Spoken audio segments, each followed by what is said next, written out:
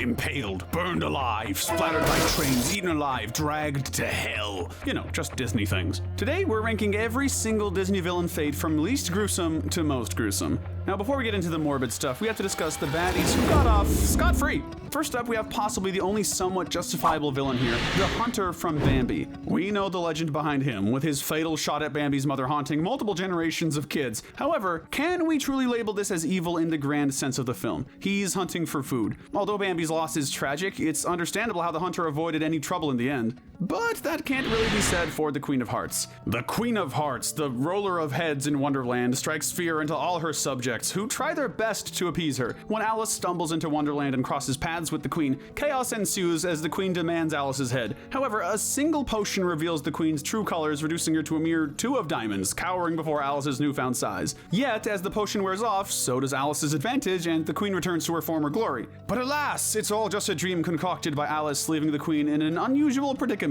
While she may never face justice, she also doesn't exist in reality, making her fate a curious one. But we need to talk about the Pinocchio villains. We have Gideon and Honest John, who are 2 con men who end up working for the other 2 villains, Stromboli, the cruel puppet master, and the coachman, the proprietor of Pleasure Island, a twisted land that turns naughty children into donkeys to be sold into slavery. Yeah, it's as bad as it sounds. These villains epitomize injustice, as their fates remain undisclosed in the film. The last we witness, they're still at the helm of their operations, largely unaffected by Pinocchio's actions. Pinocchio's escape is their only setback. Yeah, I think we need a sequel where these guys are dealt with John Wick style, just throwing that out there.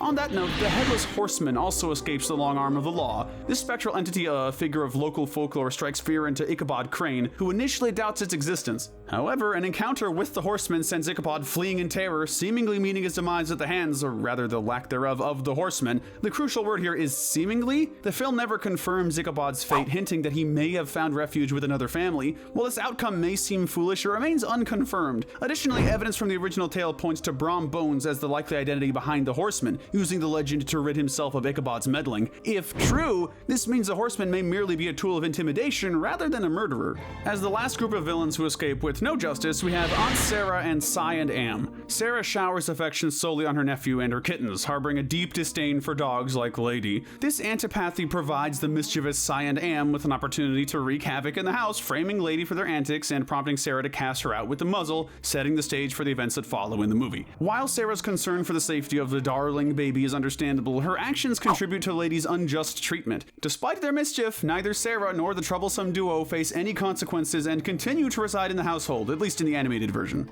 But let's move on to the left in defeat tier. These crooks didn't get off scot-free, but generally left with their tails tucked between their legs. Starting with Le Fou. Le Fou, Gaston's loyal sidekick, doesn't face the same grand fate as his brutish boss. After a failed raid on the castle, he's simply chased back to the village. As Gaston's yes man, he merely followed orders, and his punishment seems more like a slap on the wrist.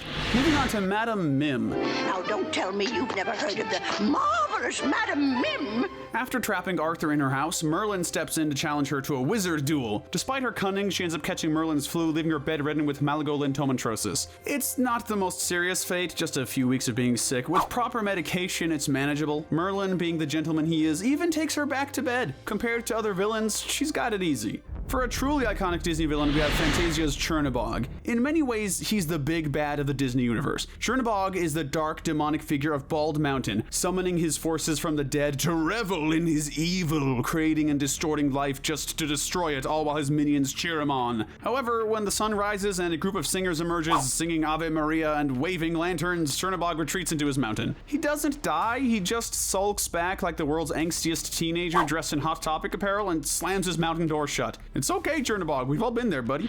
Penny's studio agent is now out of the picture. Despite his efforts to save the hit show Bolt, his greed-driven strategies ended in disaster. Disregarding Penny's anguish over her lost dog, he replaced Bolt with a timid substitute, leading to chaos and near tragedy. Even amidst the chaos, his mind was fixated on profits. I'm talking cover stories, production deals, executive producer credit. Penny's rightfully irate mom kicked him out and axed the show. Despite desperate attempts to revive it with alien plots and makeovers, even Bolt's staunchest fans remained unconvinced.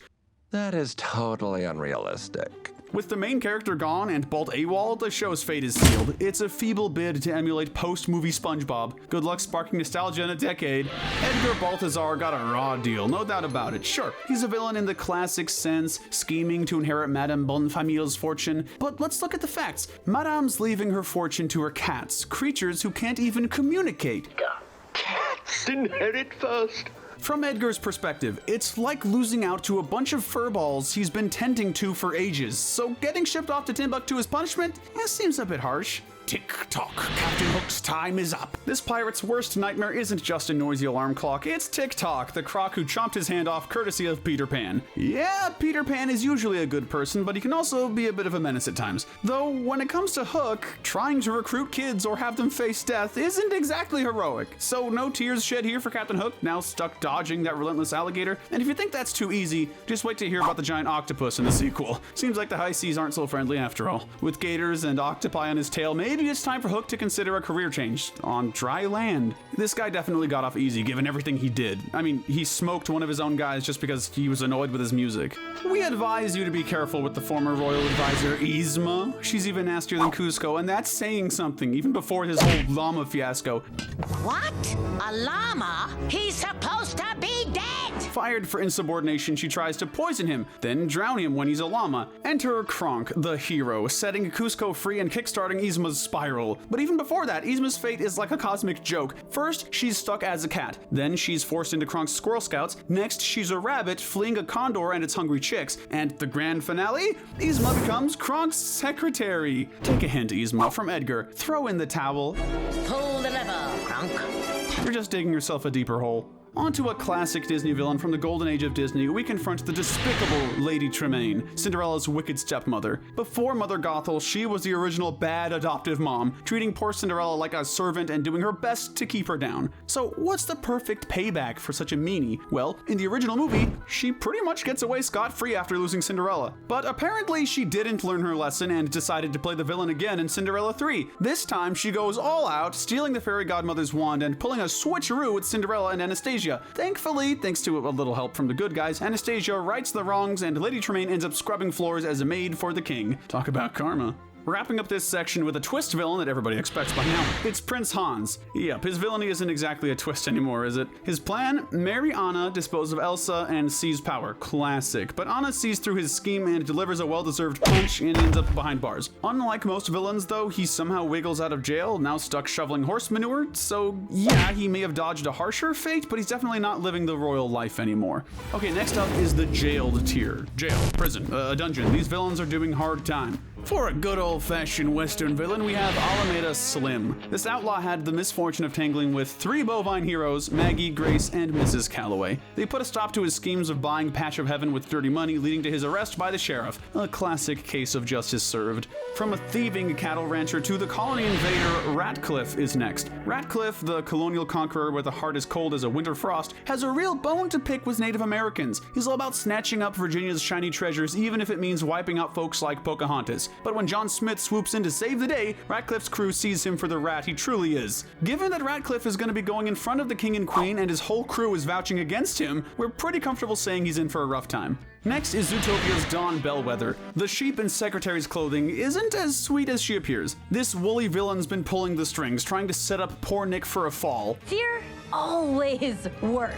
But our dynamic duo, Nick and Judy, pull off a sting operation that even a sly fox would admire. With blueberries in place of ammo and Carrot recording all of her nefarious deeds, Bellwether's plot unravels faster than a ball of yarn in a kitten's paws. Looks like she's traded her corner office for a jail cell. Talk about a bad day. I'm sorry. We have the most clear-cut case for this tier up next. Robin Hood's villains of Prince John, Hiss, and the Sheriff. Like kids with a new toy, they abuse their power, robbing and causing misery. They even borrowed some villainous tactics from other Disney classics, but their reign of terror comes crashing down when Robin Hood outsmarts them and restores King Richard to the throne. As Robin and his band are celebrated, the villains face justice, stripped of their titles and tossed in prison, just like they did to so many others. For some intergalactic terror, rolling in for his prison sentence is Dr. Hamsterville. It turns out that in the first movie, you can see him in the background as a silhouette in the scene where Pleakley was talking with the Grand Councilwoman. Anyway, this hamster alien was once partnered with Jumba, and when Jumba got caught, he did too, and ended up in prison. However, it seems like the aliens treat prisons seriously, and while they're tolerant of this doctor using video calls, they do ensure that he stays in prison. While stuck in galactic prison, he was able to escape only to get placed back there. However, in Leroy and Stitch, after his plot with all the Leroys, the council has had enough, and they decided to take him to an even more secure prison, not only keeping Hamsterville locked up, but also all of his other Leroy copies. There are different spin-off anime shows where he breaks out and gets trapped in an even harsher prison, but listen, the Lilo and Stitch rabbit hole of lore is way bigger than you could ever imagine. Did you know there's a story where Stitch went back in time to feudal Japan and befriended a literal samurai? Yes, we're just going to stick with the official Disney movies and show. Thank you very much. It's no mistake, Robert Callahan is up next. Going by the alias of Yokai, this professor went out of his way to try and get revenge for his daughter Abigail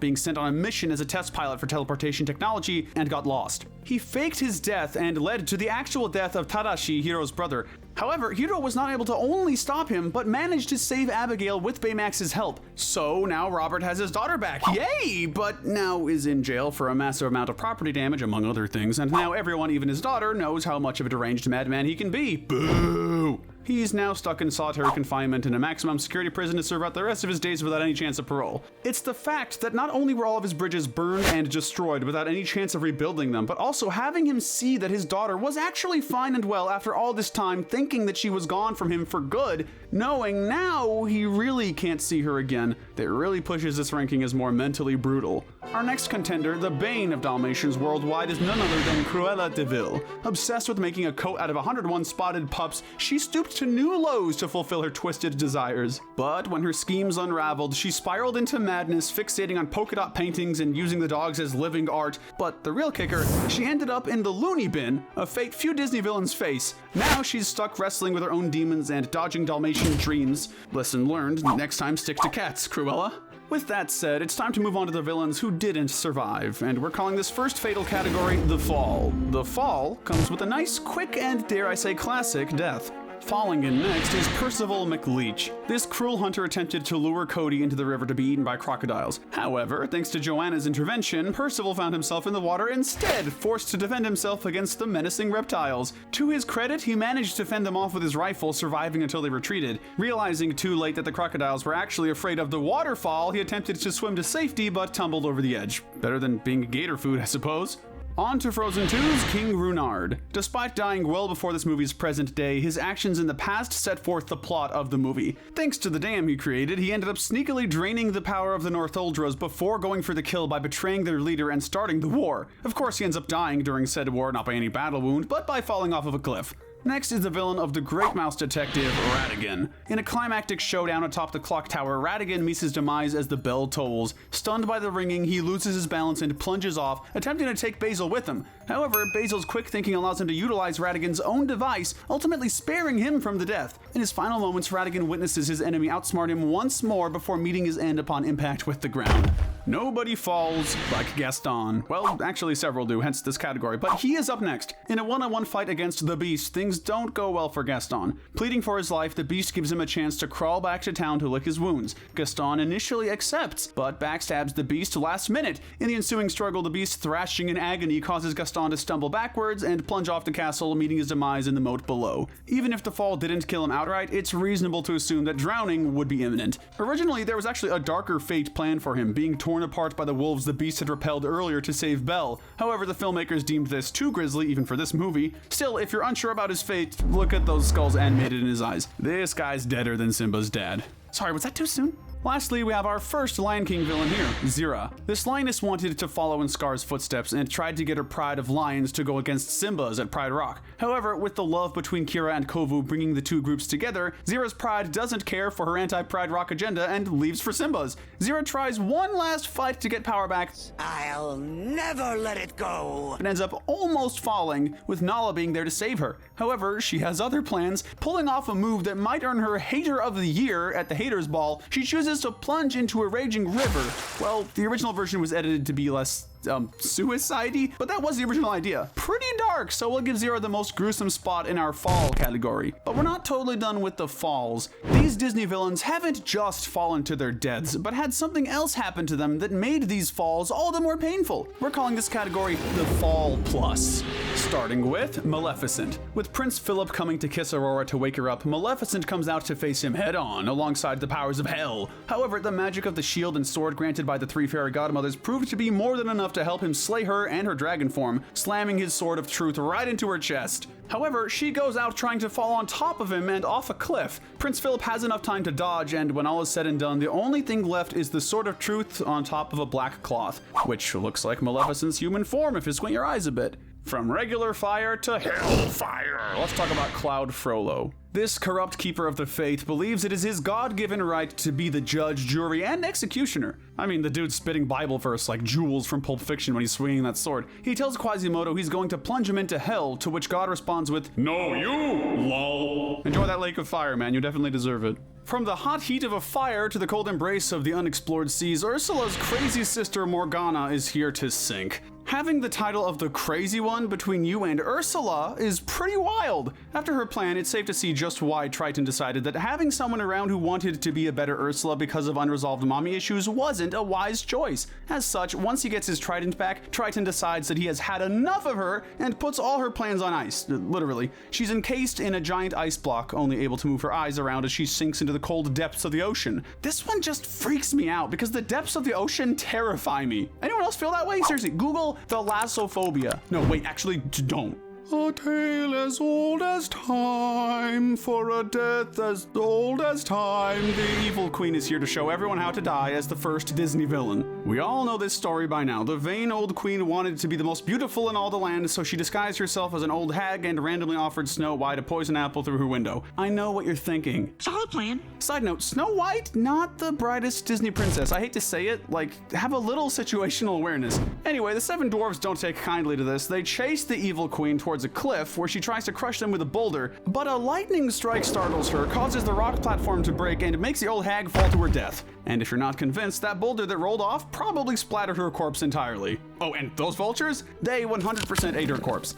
Okay, with the falling categories out of the way, we now enter the great bodily harm tier. These villains were vanquished from this mortal world by the use of physical violence in a variety of gruesome ways, my favorite. Want another fiery crash? Footing the bill for that is Bill Sykes. This notorious loan shark has a knack for squeezing those who can't cough up the cash. But when he tries to pull a fast one on the train tracks, karma comes barreling down the line. As Oliver and crew make their getaway, Sykes is left staring down the barrel of an oncoming train. With a scream, his car collides head-on, and let's face it, cars versus trains, spoiler alert, the trains, they always win. Starting this tier off, coming up next, we have one of the most iconic villains dying in a sequel, Jafar. Oh sure, Jafar may have survived his first adventure by being trapped inside the genie lamp, but he wasn't able to evade dying the second time around. During his final fight against Aladdin, he can only die by having his new genie lamp destroyed. If it weren't for Iago's change of heart, he may have stayed safe long enough to kill Aladdin. Fortunately, Iago did grow to care enough for Aladdin to not only bring the lamp into the picture, but to be the one to destroy it in the lava, forever casting aside his old master. It is kind of a brutal death, but we rank it lower because it also kind of frees him from his eternal itty-bitty living space. You know, frees him with the sweet release of death. That was pretty much the slogan for the pre-modern era Disney. I think that's actually etched on the Mickey Mouse statue at Disney World. Just don't quote me on that. Our next poor, unfortunate soul is Ursula. With the trident in hand, she decides to play nature's DJ, spinning up a whirlpool in the middle of a storm. But Eric is done with her BS, so he commandeers a ship, turns into a makeshift javelin, and aims it right at her. Then the lightning strikes Ursula and her trident, turning her into a seafood platter extra crispy. As shown by her clutching onto one of the ships as she slowly sinks to her watery grave, she is still alive,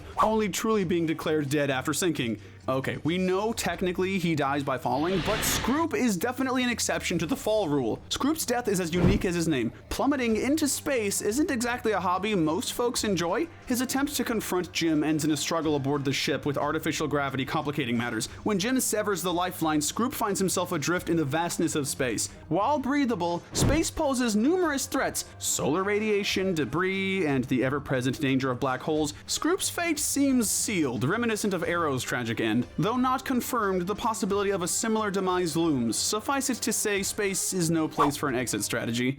Next up is Mulan making a manly death out of Shan Yu. She delivers Shan Yu's demise with a touch of flair with a death as spectacular as his mustache. Drawing inspiration from amateur firework mishaps, Disney's animators decided to give Shan Yu a grand exit. Mulan traps him with his own cape, leaving him vulnerable to a fireworks blast aimed at a nearby tower, like the 4th of July, but, in China. The explosion engulfs him, ensuring his defeat. Whether he perished instantly or endured a fiery end, Shan Yu's reign of terror is over. Another side note, Shan Yu is an underrated Disney villain. Doesn't say much, invades China, refuses to elaborate, blows up. That's it, that's all you need. King Candy, formerly known as Turbo, reaches the end of his arcade reign. Once the revered ruler of his game, he transformed into King Candy to bask in the spotlight. Vanellope's attempt to reclaim her place in the code unleashes chaos as bugs from Hero's Duty overrun the scene, consuming Turbo. In a twisted turn, Turbo merges with the bug, and Ralph's makeshift beacon of light spells his doom. Despite knowing it spells his end, Turbo, consumed by his bug-infested persona, hurtles toward the light, racked with both physical and mental anguish. Physical agony at a 5 out of 10, but the mental anguish is off the charts. Being aware that your body is physically embracing its own death and there's nothing you can do to stop it is a pretty dark final moment. Next, we meet Krone, a dinosaur whose memory might as well be extinct. He's all about survival of the fittest and sees Aladar's compassion as a threat to his leadership. Good.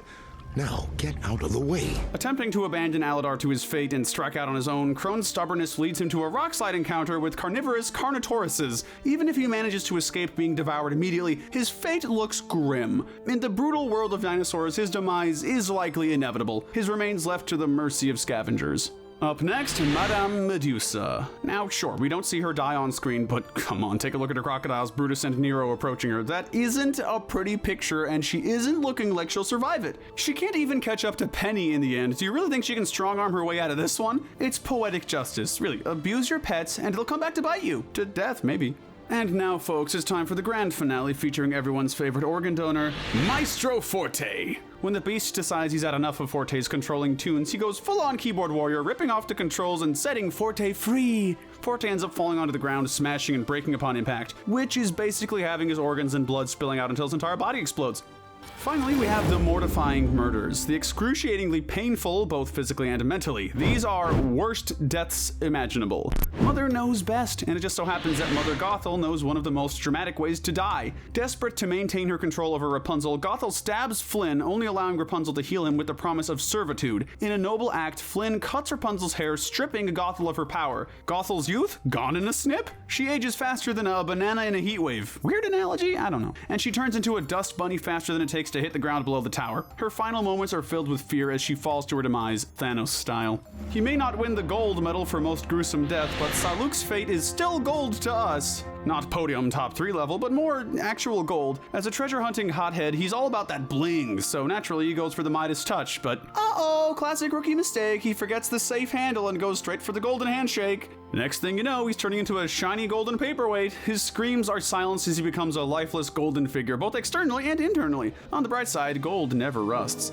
This next death has always bugged us, Oogie Boogie. A nightmarish figure who revels in torment, Oogie Boogie's cruelty surpasses the town's love for harmless scares. His sinister games of fate lead to deadly ends for his victims. However, Jack's return shifts the tide, and Oogie finds himself scrambling to escape. Jack quietly unravels him, exposing the swarm of bugs inside. Without his sack to hold him together, Oogie dissolves into the pool of lava below, or is crushed underfoot. We can't help but wonder, did he feel every squish? The thought of Oogie assimilating the bugs into his consciousness, feeling their pain as they perish, adds a gruesome layer to his fate.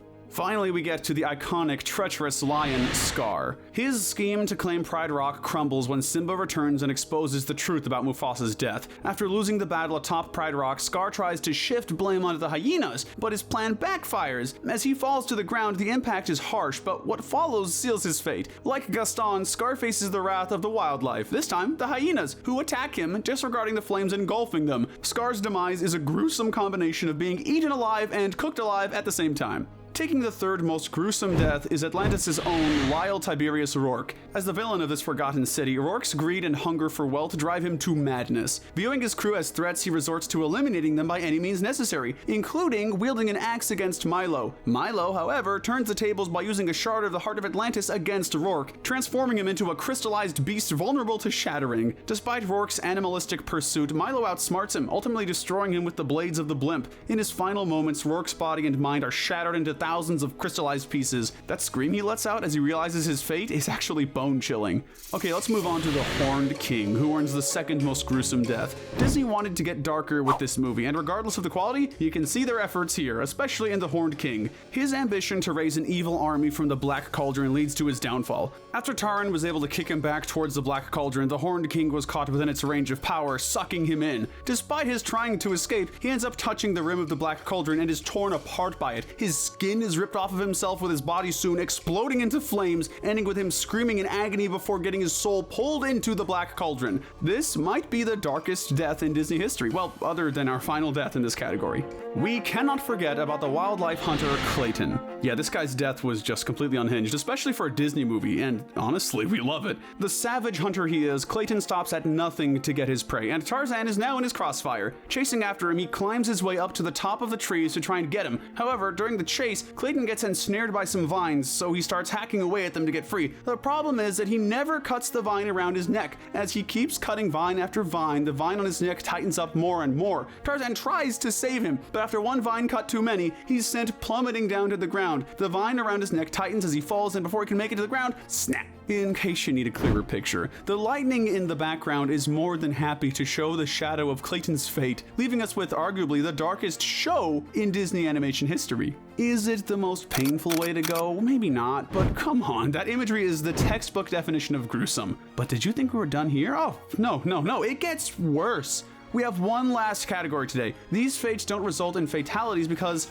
there are fates worse than death. And these are those. They leave these villains in torturous states so bad, they're probably begging for that sweet release of death we talked about earlier. Let's start with Tamatoa. This crab is more than happy to show off how shiny he is and is willing to eat anyone that isn't as drab as him. Of course, the best way to pay him back is to ensure that he can't admire that shell anymore, and for that, it needs to be in a spot where he can't see it in its full glory anymore. With that, how's about having him fall down onto his back, unable to get up without any help? It may be a drab little fate, but it's more fatal in the long run. Even in the end, he can't get back up. Being stuck on his back, he's subjected to atrophy and famine as he really can't go anywhere. For a more interesting take on being imprisoned, we have the tiger of the Jungle Book, Shere Khan. In the sequel, a volcanic climax leads to his defeat as a statue topples on top of him, trapping him within the volcano. With no escape in sight, he's left to face a slow demise, deprived of food, water, and just inches away from scorching lava, or I guess magma in this case. It's a fate akin to being buried alive, and like burned alive at the same time.